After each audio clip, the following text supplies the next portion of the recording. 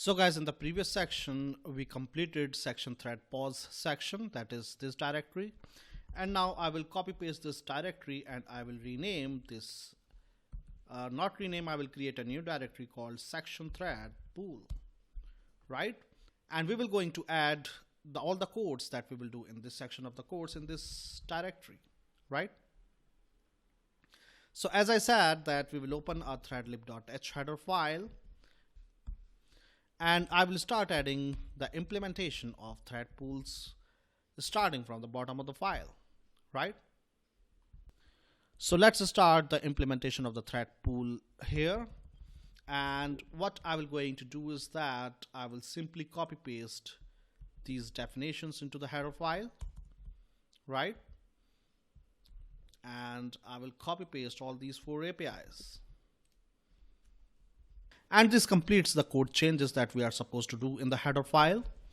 And coming back to the source file,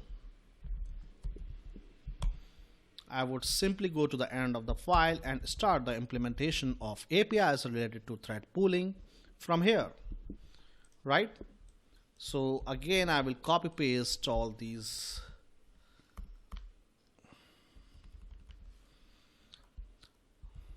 So now I will start the implementation of these 4 APIs. So to begin with the first API, we need to initialize the thread pool, right? It is the responsibility of the caller function to malloc the memory for thread pool and use this thread pool init function, which will eventually initialize this thread pool, right? And as I said, that thread pool contains only 2 members, the thread of the head of the W linked list as well as the mutex. So you can use the API init GL thread, which is used to initialize a GL thread node, right?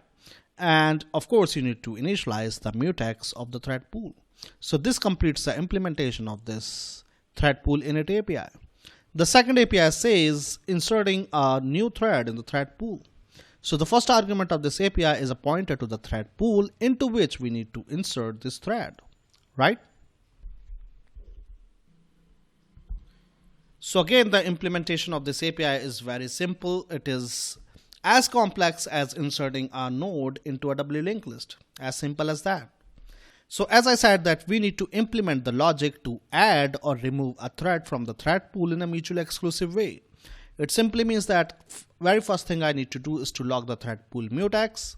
Now note that the name of the API is new thread. It means that this particular thread data structure has been just mallogged and its execution unit have not yet been created. It simply means that pthread_create API has not been invoked, and therefore this thread would not have its thread function. So it means that it is just a freshly mallogged thread, and we are inserting this freshly mallogged thread in the thread pool. And finally, we will invoke an API GL thread add next. This API simply insert this particular thread right after the head of the W linked list, right? So if you add the thread 1, 2, 3 in this order, let's say you add the thread 1, then you add the thread 2, and then you add the thread 3 to this W linked list, the order of the thread in this W linked list would going to be 3, 2, 1, right? Because this API always insert a new thread to the thread pool, which is a W linked list, right after the head of the W linked list, right? Now again, there is no rocket science behind that. You can choose to insert a new thread to the W linked list in whatever way you want. All we need is to just hook up the thread into a W linked list, right? And simply we will unlock the mutex, and this completes the implementation of this API. Remember, thread pool is a collection of thread data structure. We will see later that how we create the execution unit of this thread, right? And guys, similarly, we can implement this API thread pool get thread. The function of this API is to simply fetch a thread from this thread pool, right? Here fetch means that this thread needs to be removed from this thread pool, and this API must return a pointer to the thread data structure which has been removed from the thread pool. So again, I will log the mutex, right? And I will use the API dequeugl thread first. This API simply remove the first element from this thread pool W linked list, right? And it returns a node of the W linked list, right? If there is no such node, it means that we don't have any thread in the thread pool. So simply return null, and don't forget to unlock the mutex. And if there is really a node in a doubly linked list, then we will get the pointer to the thread data structure from this GL thread node. So you will understand all these APIs related to GL threads once you go through the appendix section on GL threads that I have appended at the bottom of this course. So simply you can now return a pointer to the thread data structure which has been fetched from the thread pool, right? So you can see that the implementation of the first three APIs is fairly simple and very straightforward. And all the pain lies in the implementation of the fourth API, that is thread pool dispatch thread. And this is what we will going to discuss in the remaining part of this section of this course. Also note that, so let me give you a blank implementation of this function, right? And one more thing that you need to do is that since now you are using GL thread library, therefore within this directory in which you are now currently doing the implementation, you need to copy the GL thread library. So GL thread library code is present in this directory. You can simply copy paste this glue thread directory into your current directory, right? And after that, just open the header and after that just open the source file threadlib.c, and in this source file before threadlib.h you need to hash include glue thread /GL thread.h.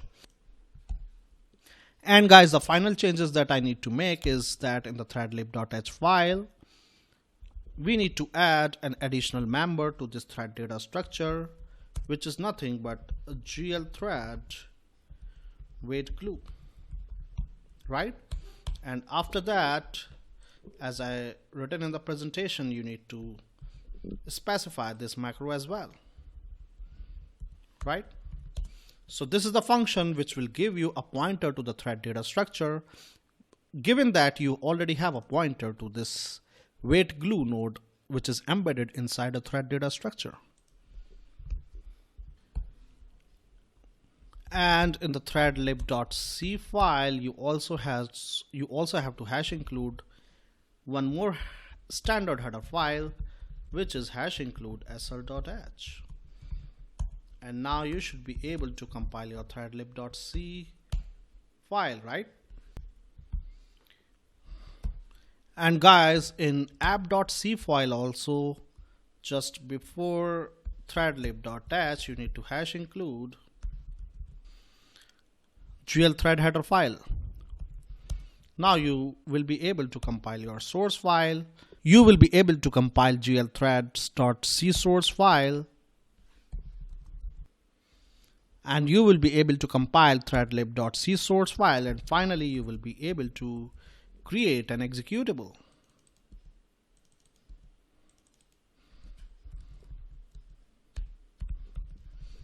And we are done, right? So in the next lecture video, we will resume with the implementation of thread pools. All we are left is with the implementation of the fourth API, which will going to take considerable amount of time.